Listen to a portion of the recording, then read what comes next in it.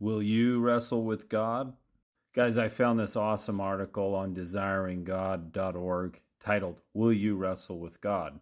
And it's by John Bloom. I'm going to share some of it with you and some of the principles that I found in it. I think it's a great question, though, and it starts with this, quote, what do you really need from God right now? What blessing do you want from Him? And how badly do you want it? There are times when God only releases His blessings on us after a season of prolonged and even painful wrestling with Him. If you don't know the story about Jacob and Esau, or if you do, Jacob got the covenant blessing, the first position, from his dad as he was old and dying. Even though Esau was his favorite son, Jacob, through the deception of his mom, got the first son blessing. Well, this obviously displeased Esau, who still got a blessing, and he was prospered and blessed and rich, but understandably he was not happy with Jacob in that scenario. So years go by and the brothers are estranged, but things happen, and all of a sudden Jacob finds out he's going to be seeing his long estranged brother again the next day. It's safe to say that Jacob is a little bit afraid, thinking he might be killed by Esau over this long-standing conflict. So he divides up his family into different parts so that they're not all going to die if Jacob's about to. So anyway, the night before, this heavenly being shows up, an angel, God, who knows, maybe you know. But they wrestle. Literally, there's a wrestling match. And so they wrestle all night. And so this is before Esau's arrival.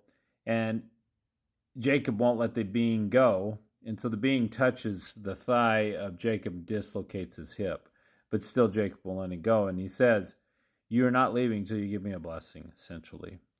Well, this response pleases God, who pronounces this blessing on Jacob. He says, quote, your name shall no longer be called Jacob, which some believe means deceiver.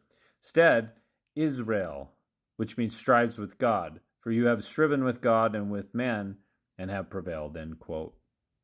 And then Jacob limps towards his tense reunion with Esau with a weakened body and a strengthened faith. Having wrestled with God, he knows his prayers regarding Esau will be answered. I've always, by the way, liked that phrase, Israel. It sounds like in English, is real, as in God is real. So take note of what God did when he wrestled with Jacob. Jacob began the night dreading Esau's arrival. He was full of fear and desperation, but he ended the night of struggle with God's blessing and a renewed faith. All of our struggling with God and faith leads to peace. This time, God addressed Jacob's fear by requiring him to wrestle all night. This probably felt to Jacob like a badly timed hassle when he just wanted comfort and assurance. But later, he realized just how comforting it was. Sometimes when we want God's comfort, he sends it in unexpected and even unwanted packages. God even afflicted Jacob with an injury, debilitating injury. This had the effect of making Jacob even more vulnerable to Esau. Esau could have taken him out real easy. So it forced Jacob's faith to more fully rest on God and not himself.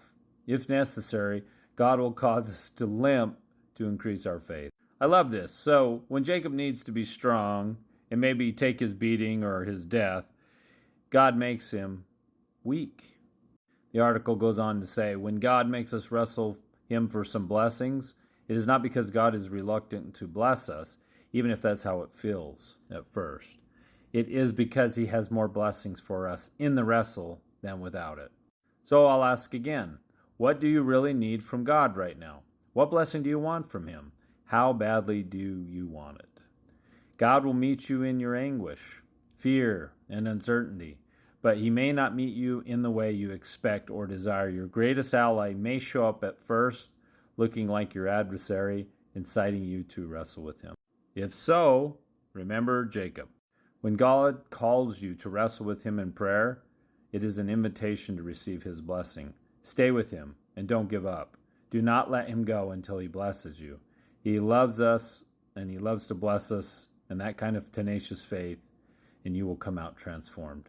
Do not let God go until he blesses you. So that's what Jacob did. He held on to this heavenly being, but not let him go until he got that blessing, and he got that blessing. Jacob ends up offering all these riches and all these things to Esau, who doesn't want it. And with his 400 men, he doesn't kill Jacob. It all ends up well. So I like this article a lot. Once again, it's on desiringgod.org by John Bloom, called Will You Wrestle with God? So it made me think of a few things. God often answers our prayers in long intervals, like it takes forever. And it often comes in the form of an ended relationship or a broken heart. Maybe you'll lose a job that you had prayed to keep. Whatever the answer it is that comes from God, it's the right answer. And if it's a big blessing, sometimes you're going to have to wait a long time, like Job. But the point is, Christ said that he likes those who are hot or cold, not lukewarm. If you're lukewarm, he'll spew you out of his mouth, meaning he will condemn you. So the point is, keep asking God for the thing that you want, no matter what. Don't get bitter. Try not to be impatient. And I testify that God will eventually answer. Now, as I've gotten down the road, those blessings and those answers, I've actually had the Spirit tell me or show me what those were. Because even when God has given those answers, the Spirit has helped me put those pieces together.